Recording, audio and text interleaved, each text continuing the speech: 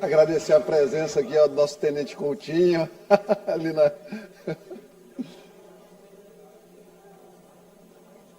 Bom dia a todos, senhoras e senhores, colegas deputados, imprensa, galeria, povo do Maranhão, todos que nos escutam agora. É importante a atenção a este pronunciamento, tendo em vista que é uma reflexão sobre as nossas ações, deputado Eric, deputado Wellington.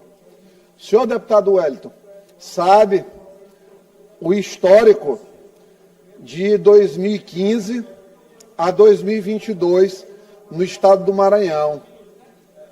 Deputado Catulé, eu nunca vou me esquecer. Desembargadores com suspeita de serem grampeados pela Secretaria de Segurança Pública do Estado,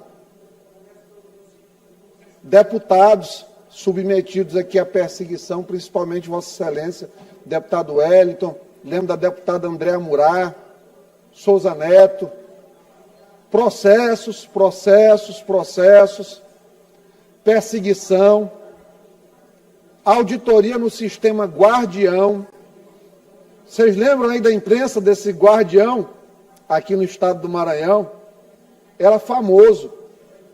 Eleições municipais, principalmente as de 2020, com denúncias de utilização do aparelho policial para monitorar adversários, em especial no interior do estado,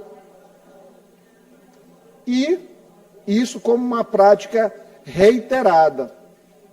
Pois bem, veio 2023, veio 2024, veio 2025. Não deram a eles o poder que eles queriam. Não mantiveram com eles os milhares de empregos que eles sempre tiveram. Não estenderam eternamente a eles todos os benefícios que a gestão lhes dava. Revolta e animosidade. Transformaram a Assembleia hoje não mais apenas num Estado de Direito aqui. Hoje a gente vive, deputado Júlio, um estado de versões nessa casa. A habilidade advocatícia, ela é confundida muitas vezes com a flexibilidade dos argumentos, sempre no sentido de criar e construir a melhor narrativa. Falam de imunidade, prerrogativas parlamentares, mas são os primeiros a pedir que as palavras dos colegas sejam retiradas dos anais da casa.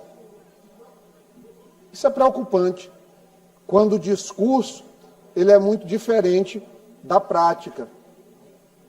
Quando a suposta honestidade é um termo utilizado apenas mediante conveniência.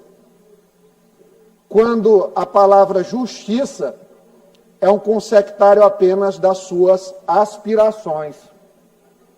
Não obstante todas as tentativas aqui que foram feitas de tentar colocar uma nódoa na situação das gravações, das palavras que foram ditas em 2024, no período das eleições, em especial em relação à cidade de Colinas e Barreirinhas.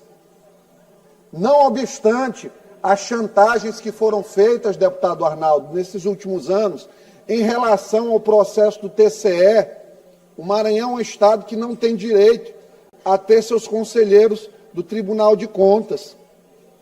Não tem direito a nomear os seus desembargadores. O Maranhão é um estado que hoje tem um governo que tenta existir de maneira paralela. Para eles, quando citam Bobbio, Hannah Arendt aqui, tudo é normal. Mas o próprio Bobbio era muito direto em dizer que é importante para um governo, para uma democracia, para um Estado democrático de direito, que um poder fiscalizasse outro. Porque, senão, imunidade parlamentar seria impunidade total parlamentar. O deputado Arnaldo está no nosso regimento, está no regimento da Câmara dos Deputados. São violações das atividades parlamentares quando um deputado se utiliza do mandato para conseguir benefício próprio. A prática de tráfico de influência, ela é também expressamente vedada em todo o regimento parlamentar. Fazer conluio com o judiciário vai sempre ser reprovável. Meus colegas deputados, não é possível que nós achemos normal achar que receber uma mensagem de um magistrado dizendo, olha, se não atender a esses pontos aqui, o governador não termina o mandato dele. Ele não chegará até abril. Suponhamos, deputado Júlio, que eu esteja sendo estuprado. Eu aqui, vítima de estupro. Imagina um mundo em que eu não pudesse ser estuprado dentro de casa pelo meu pai ou por um parente e não pudesse ligar as câmeras para registrar, deputado Neto. Imagine eu ser chantageado o tempo todo e não ter a quem recorrer. Porque até onde eu sei, ainda nesta democracia, quando um parlamentar federal, ele liga para alguém dizendo que as vagas do Tribunal de Contas, elas estão condicionadas ao cumprimento de um acerto político em Colinas, em Barreirinhas. Até onde eu sei, eu devo fazer uma denúncia para a Polícia Federal, porque se trata de um crime cometido por um deputado federal. Se houver indícios durante a investigação, será levado ao Ministério Público Federal, o Procurador-Geral da República, que apresentará ou não uma denúncia. E se for julgado, será julgado pelo Supremo Tribunal Federal. Agora, imagina a situação. Iglesio denuncia que está sendo vítima de estupro, de ameaça. O delegado foi indicado pelo melhor amigo do estuprador. O juiz que vai fazer o julgamento do caso é compadre do abusador. Será que Iglesio realmente não teria direito de ter para si as imagens, as filmagens, para mostrar na opinião pública, tendo em vista que o sistema de defesa está completamente corrompido, para dizer do que está sendo ameaçado? Meus amigos, até quem faz oposição, se tiver um mínimo de empatia, vai entender que o jogo que tem sido jogado aqui no Maranhão é muito mais pesado do que qualquer coisa que já existiu aqui no Estado nos últimos 50 anos. Nunca aconteceu uma coisa como essa. O governador do Estado, entre acertos e erros e defeitos e problemas e virtudes, ele não consegue governar. Ele vai fazendo aí todo dia, com grande luta, um esforço gigantesco para governar. Nós temos partidos aqui no Maranhão que hoje têm suas decisões vinculadas a desígnios e desideratos do ministro do Supremo Tribunal Federal maranhense. Aqui, do Estado. Mas eu sempre disse isso aqui ao pessoal do governo, com quem, vez por outra, tem a oportunidade de dialogar. Vocês estão lidando com pessoas altamente perigosas. Por quê? Primeiro, são muito inteligentes. O primeiro reconhecimento que se faz a um adversário é a qualidade dele, para que o menosprezo, deputado Arnaldo, e os sentimentos jamais seguem a visão e impeçam a pessoa de entender o que está acontecendo. O Flávio Dino tem projeto presidencial. Todo mundo sabe disso, que convive com ele. Para ser hegemônico no país e chegar até lá, o primeiro passo para qualquer político é ser hegemônico no seu estado. E é por isso que ele não abandona os assuntos da paróquia em São Luís, no Maranhão, em Barreirinhas, em Colinas, em Pastos Bons. Onde tiver uma paróquia a ser resolvida, ele vai querer participar. Onde tiver um deputado com problemas no Supremo a resolver e dono de um partido, ele vai puxar para o lado dele. Foram feitas tantas promessas, se sabe aqui, de resolução de problemas jurídicos no Supremo. Foram feitas promessas para deputados aqui no TSE, para manterem seus mandatos. E muitas vezes essas pessoas precisam se calar, ou até participar, presidente, de coisas que não gostariam, mas porque são chantageadas o tempo todo. Porque chantagem não é colocar apenas uma arma na cabeça de alguém, não é colocar uma faca no pescoço. Chantagem é aproveitar-se da fragilidade da pessoa, da necessidade da mesma, e fazer promessa de paga com benefício ou proteção. E isso existe hoje, infelizmente, no estado do Maranhão.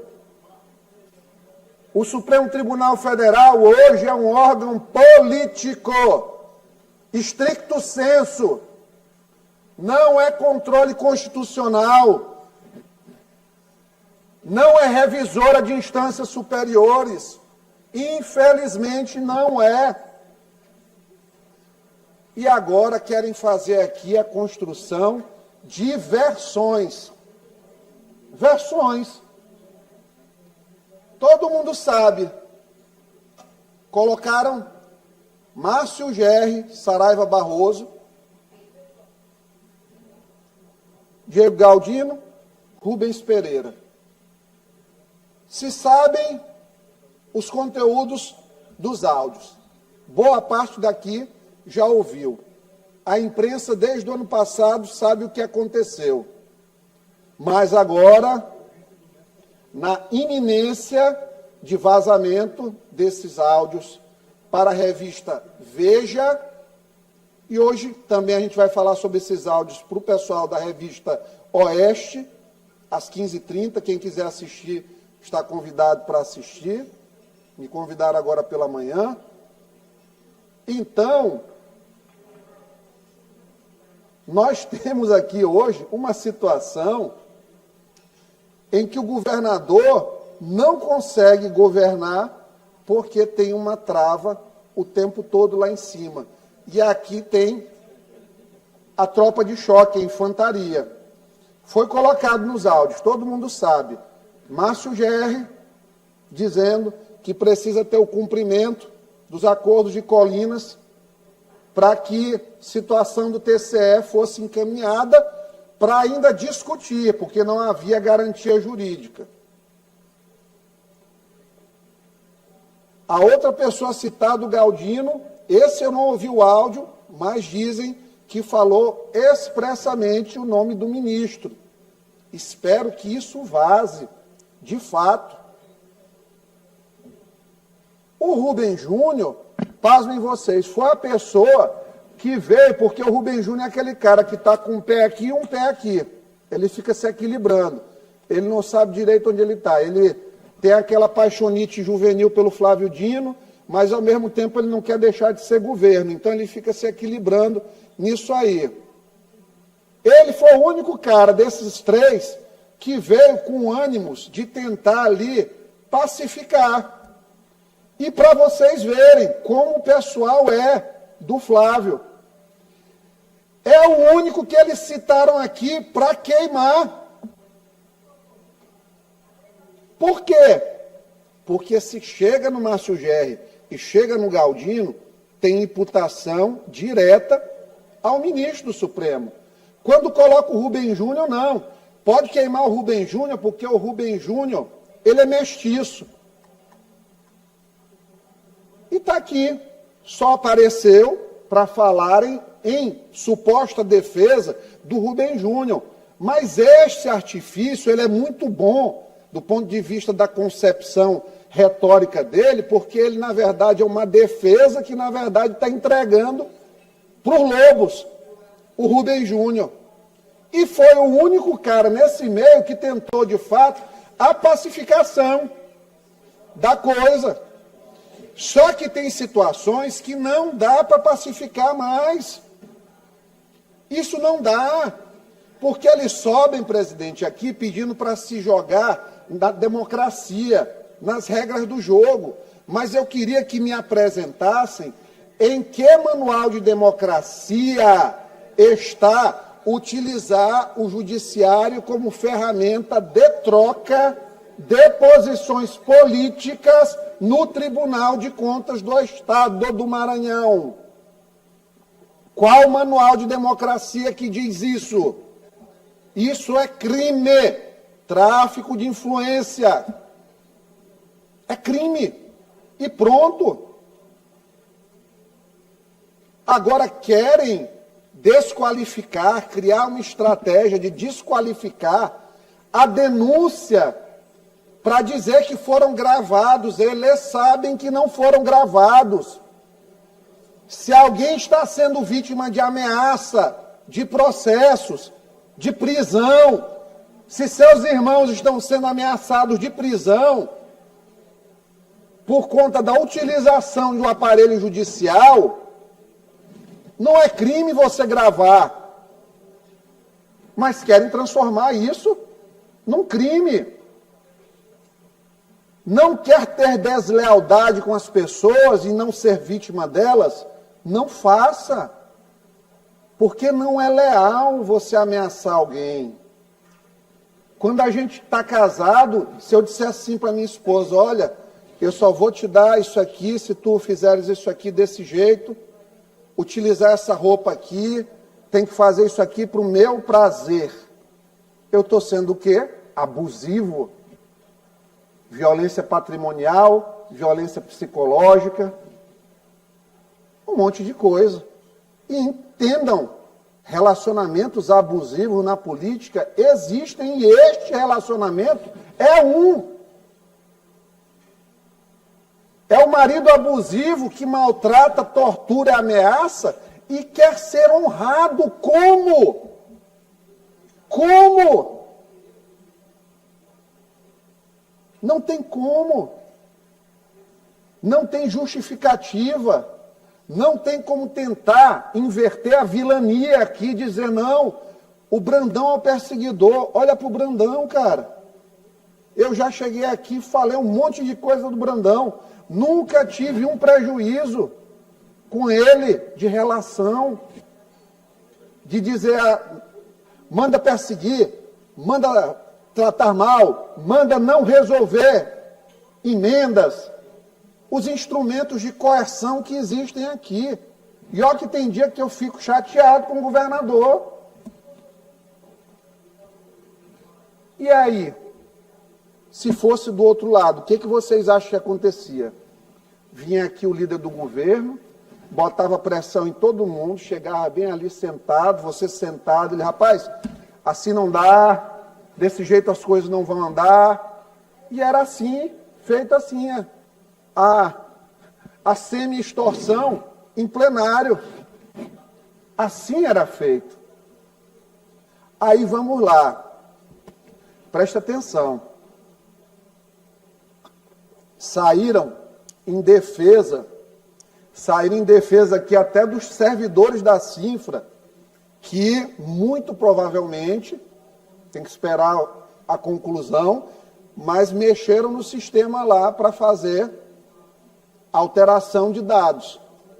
Subiram para defender esse pessoal. Como já subiram para defender outros malfeitores aqui, quando o malfeito era contra o governador.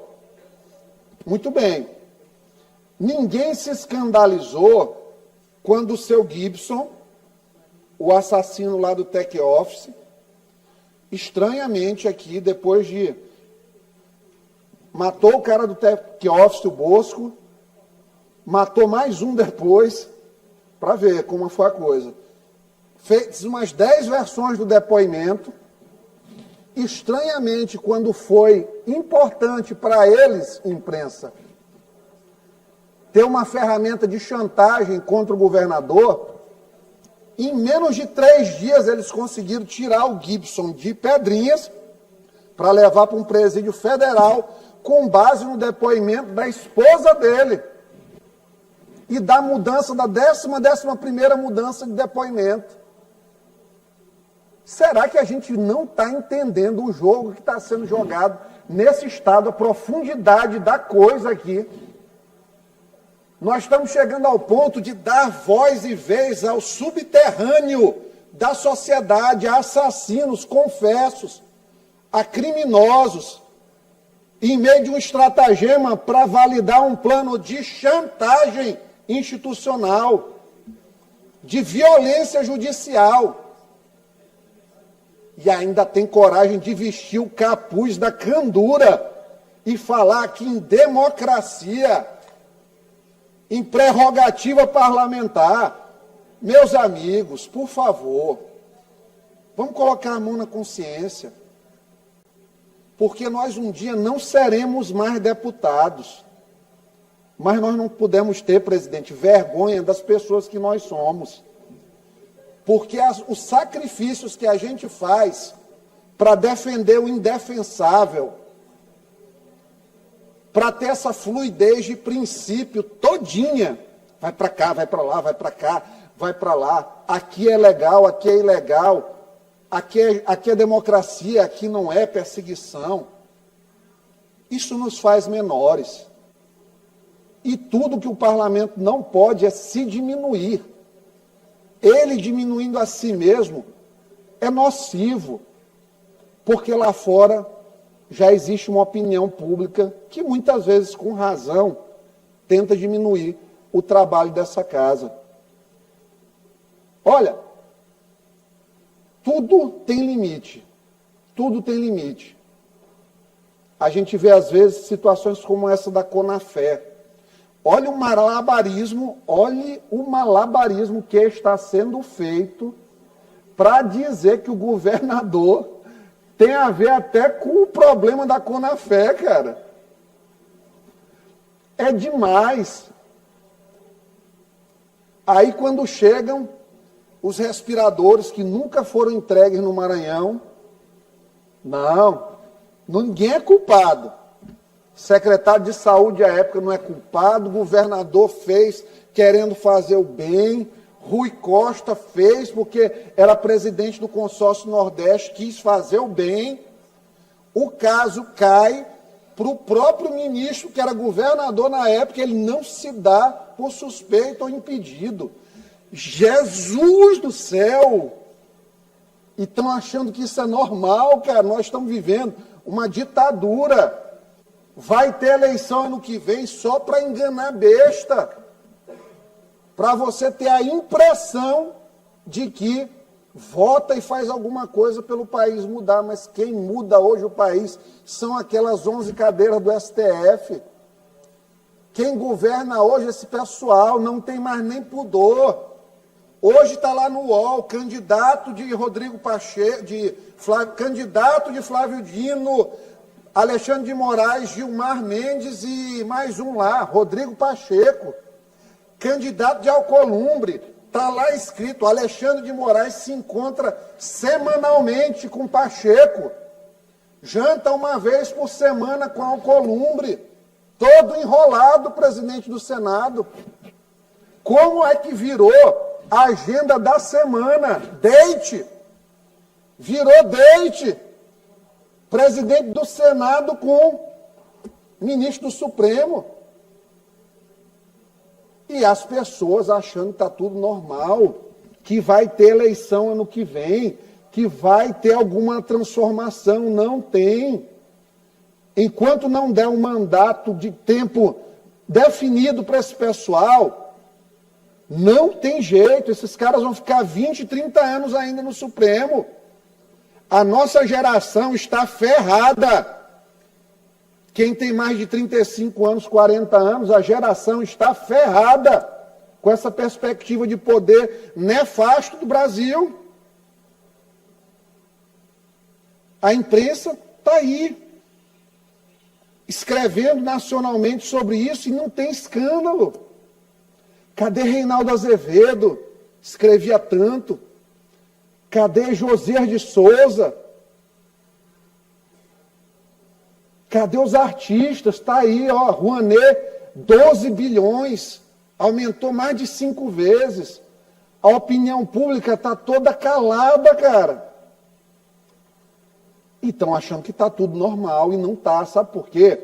Porque quando a gente perde a liberdade de chegarmos onde queremos chegar, conquistarmos o que queremos e podemos ter, quando há limitadores desse exercício, antes de falar da tal soberania do Brasil, é falar da autonomia e da liberdade do indivíduo. E hoje no país nós não temos, porque se um governador eleito não pode governar, se um deputado eleito não pode falar, se a polícia não pode investigar, porque tudo agora é a utilização do aparato policial, se o Ministério Público não pode investigar quando é contra eles, porque é perseguição, eu pergunto, onde nós vamos parar? Qual vai ser o destino deste Estado? Como vão ser os próximos 4 anos, 8 anos, 12 anos do Estado? Quando vai ter fim a sede desse pessoal pelo poder? E quando, de fato, nós vamos ter restituído ao povo a vontade soberana de, nas urnas, decidir os seus destinos? Porque hoje, infelizmente, não tem. Crime ambiental, quando é cometido pelos meus amigos, é desenvolvimento. Tentativa de fazer uma obra, quando é feito pelos meus aliados, não é sinônimo de crime, é progresso. E é assim que tem sido conduzido aqui no estado do Maranhão. Culpabilizam as vítimas, desqualificam os emissários, tentam acobertar a torpeza das mensagens. Se querem conivência com isso, não terão. Se acham que essas narrativas vão passar incólumes, intocadas, impolutas, não passarão. Chega o momento que é preciso dizer, chega, chega, não vamos abaixar a cabeça, não vamos silenciar. Presidente, obrigado aos colegas da imprensa, bom dia a todos.